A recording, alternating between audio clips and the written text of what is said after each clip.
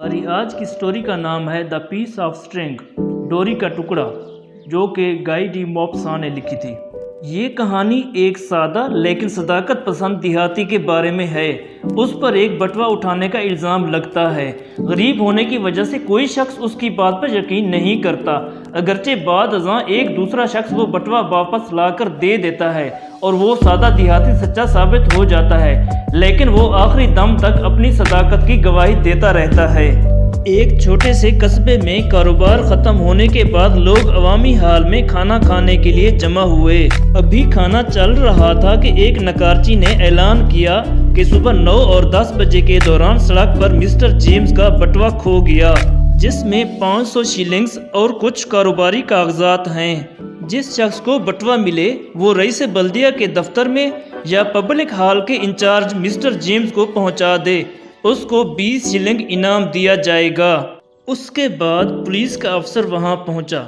उसने कहा रईस बल्दिया ने मिस्टर ह्यूबर्ट को अपने दफ्तर में तलब किया है। ये सुनकर ह्यूबर्ट बहुत हैरान हुआ और पुलिस अफसर के साथ रईस बल्दिया के दफ्तर गया। रईस बल्दिया ने कहा कि आज सुबह मिस्टर मनाना ने तुझे बटवा उठाते हुए देखा। ह्यूबर्ट हैरान हुआ। उसने जेब से रस्सी का टुकड़ा निकाल कर बताया कि उसने ये टुकड़ा उठाया था, लेकिन रईस बल्दिया ने कहा कि तुम गलत कह रहे हो, क्योंकि मनाना जैसा मोअज़्ज़िज़ इंसान धोखा नहीं खा सकता कि वो रस्सी के टुकड़े को बटवा समझ बैठा हो। ह्यूबर्ट ने यकीन दिलाने की बड़ी कोशिश की, लेकिन उसकी हर बात झुठला दी गई।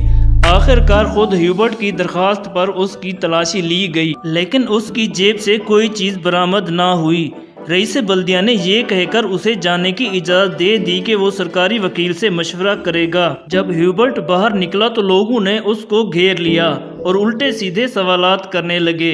ह्यूबर्ट अपनी जेबें उल्टा उल्टा कर दिखाता रहा और साबित करने की कोशिश करता रहा कि वो चोर नहीं, लेकिन सब ने उसकी बात मानने से इनकार कर दिया। लोग उसका किस्सा उछाल उछाल कर लुत्फानंदोज होते। एक दिन जॉर्ज नामी शख्स आया और उसने मिस्टर जेम्स को बटवा लौटा दिया। उसने बताया चूंकि वो पढ़ना नहीं जानता था, इसलिए उसे पता ना चल सका कि वो बटवा किसका है। इस बात की इतला ह्यूबर्ट को भी मिल गई।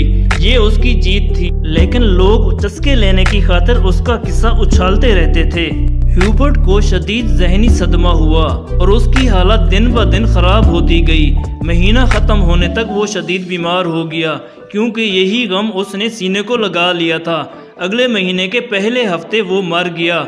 जिंदगी और मौत की कशमकश के दौरान भी वो यही कहता रहा, रस्सी का टुकड़ा, रस्सी का टुकड़ा। मैं झूठ नहीं बोलता, और अपनी बेगुनाही का सबूत देता रहा।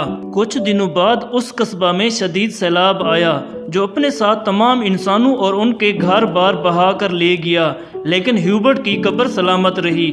लोगों ने उसकी सदाकत पर यकीन ना किया, लेकिन सैलाब और उसकी कब्र ने उसकी सदाकत की गवाही दे दी।